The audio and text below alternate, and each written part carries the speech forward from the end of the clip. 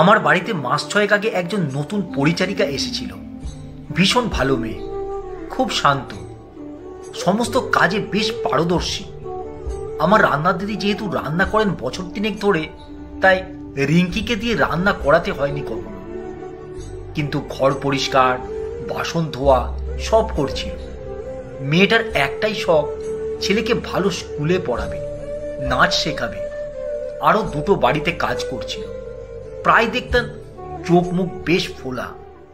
জিজ্ঞাসা করলে বলতো ঠান্ডা লেগেছে। একদিন রাত 11টা নাগাদ ফোন করে বলল, দিদি কাল থেকে কাজে যাব না, স্বামী খুব অশান্তি করছে, বলছে কাজ করতে দেবে না। পরের দিন সকালে আবার এক মুখ হেসে ঢুকলো, বলল আবার করতে দেবে বলেছে। এই কাজের সময়টুকুই আমি একটু আনন্দে থাকি, বাড়িতে ঢুকলেই তো অশান্তি করে। তখনই শুনলাম স্বামী ভয়ঙ্কর সন্দেহবাদী, কোনো একটা মলের সিকিউরিটি গার্ডে কাজ করে, পুরো সাইকো পেশেন্ট।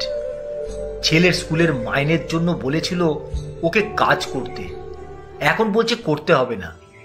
আবার মধ্যরাতে বলছে করো। মাস 2 কাজ করতে পেরেছিল মেয়েটি। প্রায় বলতো যদি ছেলেটা না থাকতো, যেদিকে 2 চোখ যায় চলে যেতাম, থানায় যেতে মন চায়, কিন্তু ছেলেটাকে মারবে তাহলে, তাই আর যায় না। জন্মের পরেই মা মারা গেছিল।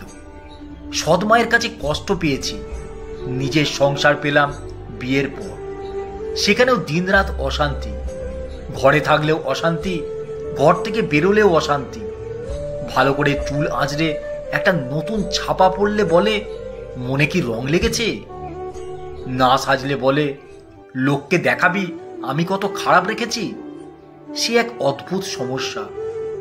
আবারও মাস 2 পরে একদিন রাত 11টায় ফোন করে বলল, দিদি আমি কাজে যেতে পারবো না।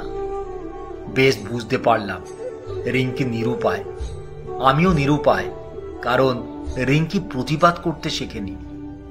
সেখানেও শিখবে না, সাহসটাই তো তৈরি হয়নি। ও চলে যাবার পর কদিন আমার বেশ মন খারাপ ছিল, ওর করুণ মুখটা মনে পড়ছিল। একদিন ফোন করলাম, ফোনটা কেটে দিল। বুঝলাম কথা বলাও বারণ হয়েছে সকলের সঙ্গে। এখন যে মেয়েটি আমার পরিচারিকা হয়ে এসেছে, সেও 4টি বাড়িতে কাজ করে। শ্যামা বলল, দিদি আমি সেই সকাল 6টায় বেরোই আর দুপুর 12টায় ঢুকি। আমার স্বামী রঙের কাজ করে। সুবিধা একটাই, আমি ভোর ভোর উঠে সবজি কুটে বাটনা করে রেখে আসি, আমার স্বামী রান্না করে খেয়ে কাজে বেরিয়ে যায়।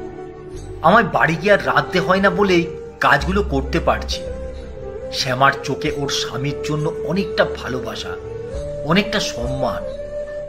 সেদিন ওকে 4 পিস মাংস দিতে, সেটাও টিফিন বক্সে ভরে নিয়ে গেল। বলল দুজনে খাবো। আমার কর্তাও যেখানে যা পায় বাড়ি নিয়ে আসে, আমরা দুজনে খাই। ধরে রাখা আগলে রাখা বিষয়গুলো কোনোদিনই পায়ে শিকল পরিয়ে হয় না। বিশ্বাস, সম্মান, পারস্পরিক বোঝাপড়ার এগুলো খুব সহজ হয়। রিঙ্কির মুখে সবসময় একটা ভয় ভয় বিরক্ত কাজ করত। শ্যামা এত কায়িক পরিশ্রম করেও যেন আদরে আদরেনি। কথায় কথায় গর্ব করে বলে, ও বলেছে গরমকালে একটা ফ্রিজ কিনে দেব তোমায়। রিঙ্কি বলতো মাসের মাইনেটা পেলেই কেড়ে নেয়। নিজের জন্য যে একটা কিছু কিনবো, কোনো উপায় নেই দিদি। শ্যামা বলে কালকে একটা হরলিক্স নিয়ে এসে বলল রোজ খাবে, এত কাজ করো শরীর খারাপ হবে। এদের অবস্থান প্রায় একই রকম, পার্থক্য শুধু পাশের মানুষটার মানসিকতা।